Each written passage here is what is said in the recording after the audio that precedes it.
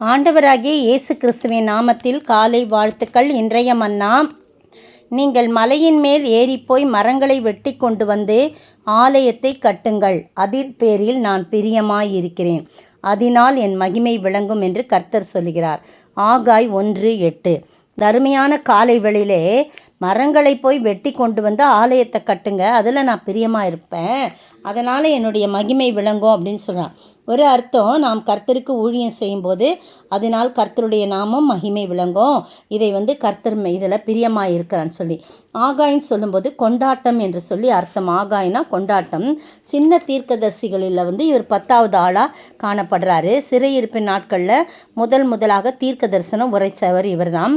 ஆகாய் பாபிலோனிலிருந்து செருபாபேலோடு கூட எருசலேமுக்கு வந்தவர்களில் ஒருவர். இவர்கள் வந்த உடனே ஆலயத்தை கட்ட ஆரம்பிக்கிறாங்க. ஆனாலும் சமாரியருடைய விரோதத்தினால வேலை நிப்பாட்டப்பட்டது. பிறகு 16 வருஷங்கள் கழித்து ஆகாயும் சகரியாவும் தீர்க்க தரிசனம் உரைத்து ஜனங்களை ஆலயத்தின் வேலையை செய்யும்படி ஏவுறாங்க. அதன்படி மறுபடியும் வேலையை துவக்கி 4 வருடத்தில் அவர்கள் முடித்தார்கள் என்று சொல்லப்பட்டிருக்குது.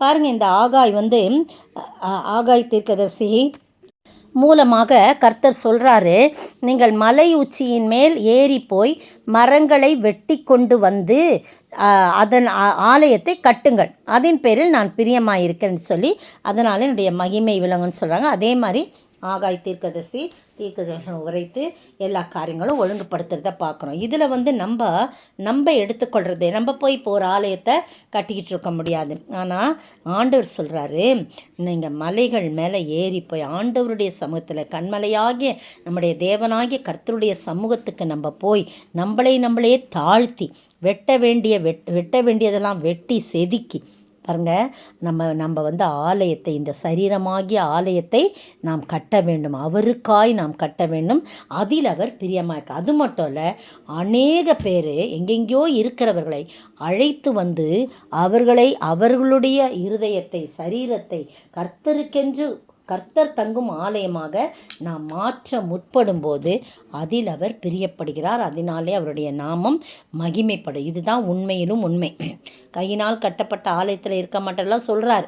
ஆனால் அப்போனா சபைக்கு போக வேண்டாமா அப்படின்னு கேட்பாங்க. சபைக்கு போகிற நேரம் மட்டும்தான் ஆண்டவர் அந்த இடத்துல பிரசன்னமாக இருப்பார். அதான் பூட்டப்பட்ட ஆலயத்துக்குள்ளே என்ன பண்ண மாட்டார், அவர் இருக்க மாட்டார். பூட்டிட்டு வந்துட்டோன்னா இருக்க மாட்டார். ஆனால் அதே சமயத்தில் எந்த இடத்துல கர்த்தரை நாம் மகிமைப்படுத்த கூடுறோமோ அந்த இடத்துல கர்த்தர் வருவார். அது மட்டும் இல்லை, நம்முடைய சரீரம் என்னும் ஆலயத்தில் தினந்தோறும் துதித்து போற்றி பாடி அவருக்காய் எதையாகிலும் செய்யணும்னு ஒரு வைராக்கியம் இருந்து அவரை பற்றி மற்றவர்களுக்கு ஏதாவது ஒரு வழியிலே சொல்ல வேண்டும் என்று நினைத்து செய்கிறோம் அல்லவா, இதில் தான் கர்த்தர் மகிமைப்படுறார், கர்த்தர் பிரியப்படுறார். இதை தான் என்ன சொல்கிறாரு, எனக்கென்று நீங்கள் மலையில் போங்க, ஏறி போய் மரங்களை வெட்டி நீங்கள் எனக்கென்று ஆலயத்தை கட்டுங்க. சாலமோன் ஆலயத்தை கட்டும்போதும் எங்கெங்கெல்லாமோ என்ன பண்ணுறாங்க, கப்பலில் ஏற்றி மரங்களையும் இதையும் கொண்டு வராங்க. அதே மாதிரி எஸ்ராலையும் சொல்லப்பட்டிருக்குது. கோரேஸ் ராஜ்யபாரம் பண்ணும்போது அவருடைய உத்தரவின்படி நாங்கள் போய் என்ன பண்ணோம், அதெல்லாம் போய் எடுத்துகிட்டு வந்தோம் அப்படின்னு சொல்லி எஸ்ரா 3:7 சொல்லப்பட்டிருக்கு. ஏன்னா நாங்கள் போய் அங்கே அவர் கோரேஸ் ராஜா சொன்னதன்படி நாங்கள் போய் மரங்களையெல்லாம் வெட்டி எடுத்துகிட்டு வந்து கர்த்தருடைய ஆலயத்தை கட்டணும் அப்படின்னு சொல்லப்பட்டிருக்கு.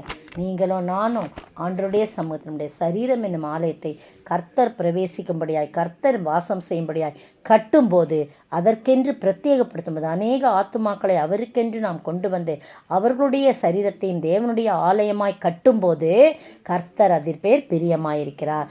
நீங்களும் நானும் அதன் மூலமாக ஆண்டருடைய நாமம் மகிமைப்படும்படியாக நம்மை ஒப்பு கொடுப்போமா? ஆண்டருடைய சமூகத்திலே நம்மை தாழ்த்துவோம். கட்டடம் கட்டிடும் சிற்பிகள் நாம், கட்டிடுவோம் கிறிஸ்தேசுவுக்காய், சுத்தியல் வைத்து அடித்தல்ல, ரம்பத்தால் மரத்தை அறுத்தல்ல, சுத்தியல் வைத்து அடித்தல்ல, ரம்பத்தால் மரத்தை அறுத்தல்ல, கட்டடம் கட்டிடும் சிற்பிகள் நாம், கட்டிடுவோம் கிறிஸ்தேசுவுக்காய். கைவேலை அல்லா வீடொன்றை கடவுளின் பூரண சித்தப்படி கட்டிடும் சிறிய சிற்பிகள் நாம், கட்டிடுவோமே நித்தியத்திற்காய். ஸ்தோத்திரிக்கிற ஆண்டவரே, துதிக்கிற ராஜா தகப்பனே, எவ்வளவு அருமையான வார்த்தைகளையும் பாடலையும் நீங்கள் கொடுத்தீங்க ஆண்டவரே. அப்பா, நாங்கள் கர்த்தாவே கட்டடம் கட்டி ஆண்டவரே கல்லை எடுத்து கொண்டு வந்து மரத்தை அறுத்து நாங்கள் ஆலயம் கட்டுறதை விட ஆண்டவரே, என்னுடைய சரீரம் என்னும் ஆலயத்தை ஆண்டவரே நாங்கள் உமக்கென்று உம்முடைய சித்தத்தின்படி நாங்கள் கட்டும்போது அநேகரை அப்படி நீர் தங்கும் வாசஸ்தலமாய் அநேகருடைய வாழ்க்கையை நாங்கள் மாற்றுவதற்கு பிரயாசப்படும் போது நீர் அதில் மகிமைப்படுகிறீர், அதில் பிரியப்படுகிறீர். அப்படிப்பட்ட வாழ்க்கைக்காக எங்களை அர்ப்பணிக்கிறோம். இயேசுவின் நாமத்தில் ஜெபிக்கிறேன் பிதாவே, ஆமீன். நேற்றைய பதில், அவர்கள் அப்போஸ்தலருடைய உபதேசத்திலும் அந்நியோன்யத்திலும் அப்பம் பிட்குதலிலும் ஜெபம் பண்ணுதலிலும் உறுதியாய் தரித்திருந்தார்கள். அப்போஸ்தலர் நடபடிகளின் புத்தகம் 2ஆம் அதிகாரம் வசனம் 42. இன்றைய கேள்வி, கர்த்தர் யாரை எவ்வாறு எங்கு சேர்த்து கொண்டு வந்தார்? கர்த்தர் யாரை எவ்வாறு எங்கு சேர்த்து கொண்டு வந்தார்?